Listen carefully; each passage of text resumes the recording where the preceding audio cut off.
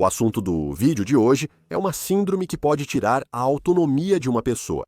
Pode parecer que seus membros têm vontade própria, contrariando o que você faz ou até mesmo chegando ao ponto de te causar dano. No vídeo de hoje, analisaremos a síndrome da mão alheia e fatos perturbadores dessa condição. Talvez seja útil começar com uma explicação do que é a síndrome da mão alheia, ou síndrome da mão alheia. Geralmente, faz com que a mão, ou, às vezes, a perna de alguém se mova sozinha. Para o paciente, pode parecer que a mão pertence a outra pessoa, quase como se tivesse vontade própria. Isso pode envolver ações complexas e intencionais, sem o controle consciente da pessoa. Isso pode ser ações que contradizem o que a pessoa está fazendo de propósito, como fechar a porta de um armário com a mão alienígena que havia sido intencionalmente aberta pela outra. Tende a ser a mão não dominante que se torna a mão alienígena, interferindo nas ações da mão dominante. Os movimentos da síndrome da mão alienígena não são espasmos ou tremores aleatórios. Em vez disso, a mão rebelde age de forma deliberada. A mão pode se estender e agarrar objetos sem a vontade da pessoa, ou, em casos extremos, já bateu, arranhou ou até tentou estrangular seu dono. Isso leva muitos a descreverem sua mão alienígena como totalmente separada de si mesmos. Algumas pessoas que sofrem com isso chegaram até a dar um nome para a mão, falando sobre ela como se fosse outra pessoa. Essa desconexão psicológica torna a condição mais perturbadora e agrava o dano mental da síndrome. Depressão e ansiedade são frequentemente observadas em pessoas com síndrome de hiperatividade, já que o risco de perder o controle ou de interromper funções normais em público pode ser devastador para o bem-estar mental. A síndrome da mão alienígena ocorre quando áreas do cérebro responsáveis pelo movimento e coordenação são danificadas.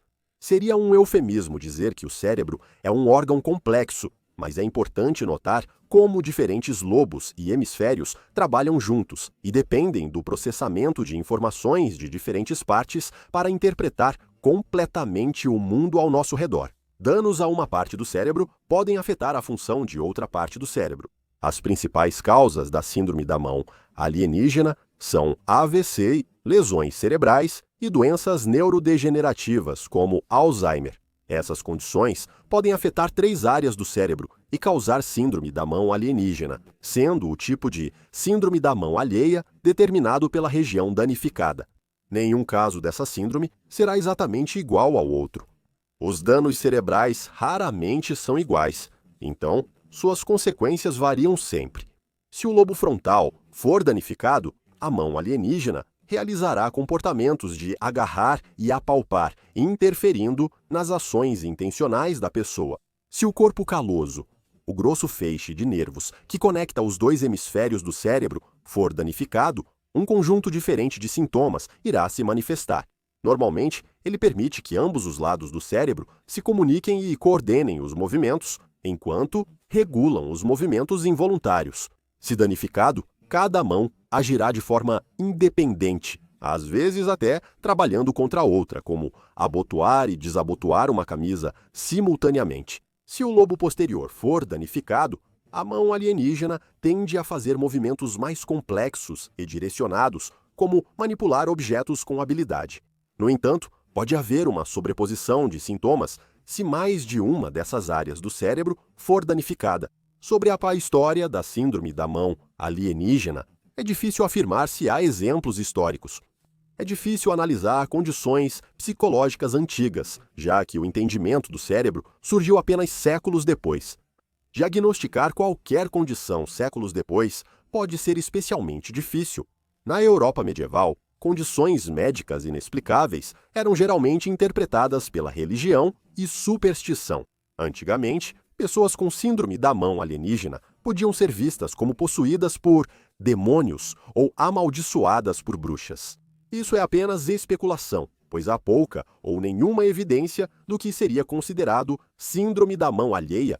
Além disso, os casos dessa síndrome são incrivelmente raros, com apenas alguns poucos registrados clinicamente. Nos últimos 20 anos, houve menos de 200 casos confirmados. Também é uma descoberta relativamente recente.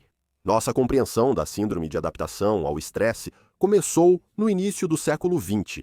Em 1900, o neurologista alemão Dr. Hugo Lippmann escreveu muito sobre apraxia, distúrbio em que a pessoa tem dificuldade para ações voluntárias, geralmente após um acidente vascular cerebral.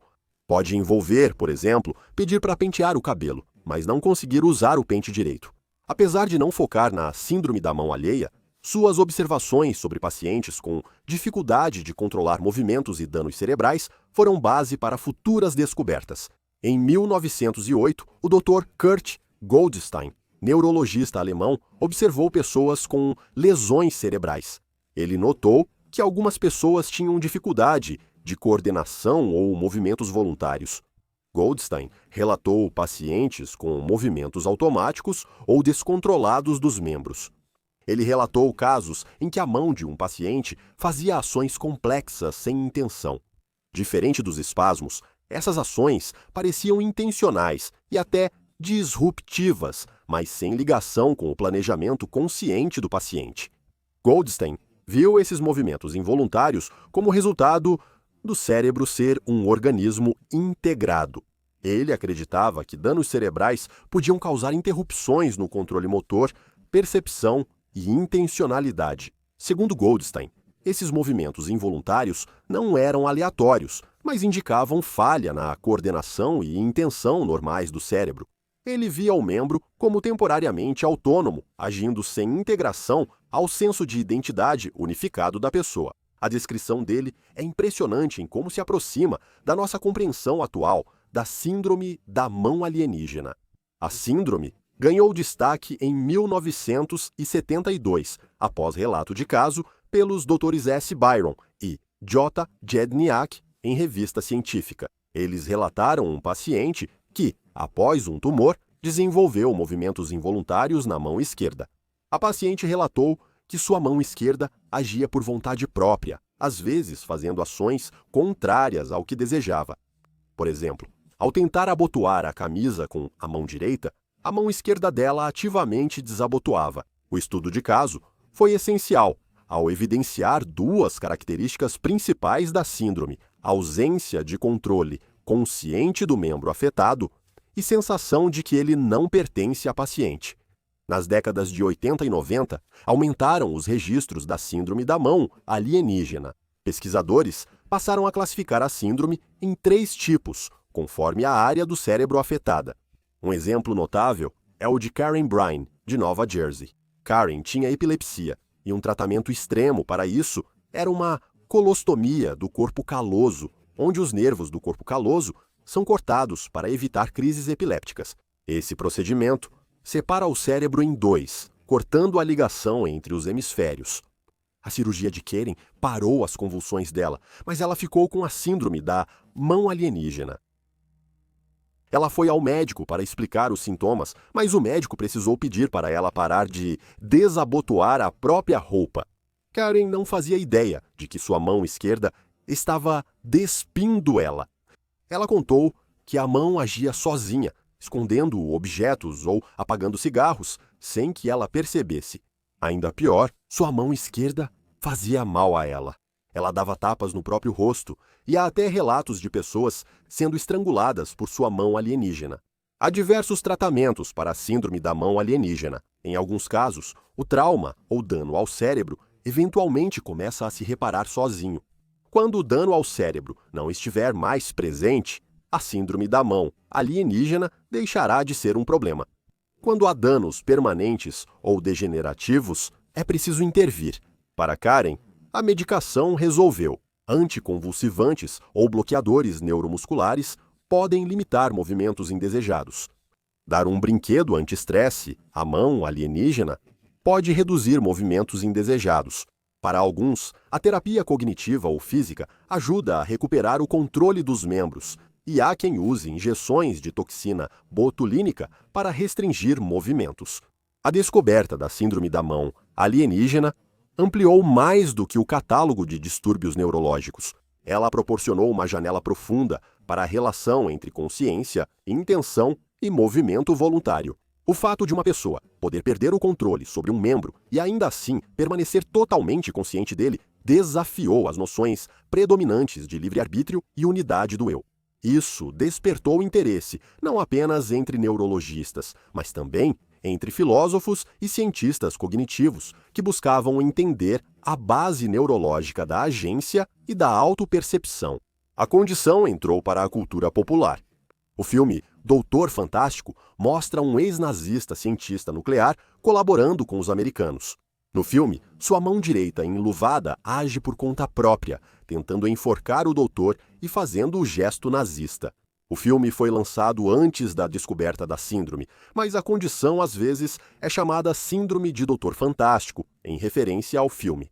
A síndrome da mão alienígena é uma condição realmente perturbadora. A ideia de que seus próprios membros podem te trair é algo difícil de aceitar, semelhante à possessão demoníaca, capaz de te causar dano ou sofrimento mental. É realmente uma condição perturbadora